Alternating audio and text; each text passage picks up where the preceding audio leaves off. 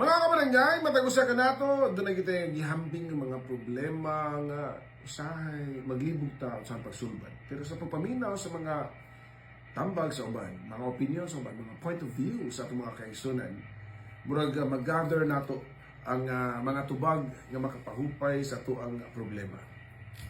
Sama niya to ang sender karon nga basahon na to. Dear Papa Joe, tagualan ko sa pangan nga kulas. 27 years old na ang panuigon ug may ka-live-in. Nagtrabaho ko isip BPO o call center agent. Ang akong ka-live-in sad naso sa resort diri sa Cebu isip receptionist.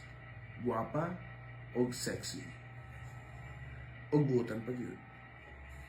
Pero nausap dagan sa mong relasyon tungod lang kay nakakaplag ko og lain. Akong kauban ug ambot na dani man ko ani niya Papa Joe na usa man ta ni siya ka single mom. Guwapa siya o so far maayo man ang among relasyon maski nasayod siya nga may ka-live-in ako.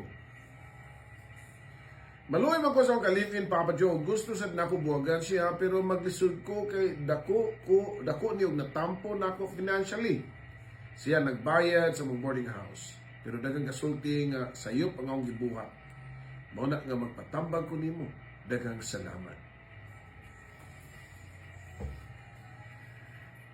Mga kabarangay, lisuray nga na, nga nanagani ka. Nanong yun ang tao, di yun makontento, nanagani kay Gracia. Ikay na nagsulti, guwapa, sexy, butan. Gusto pa may gipangita ni mo.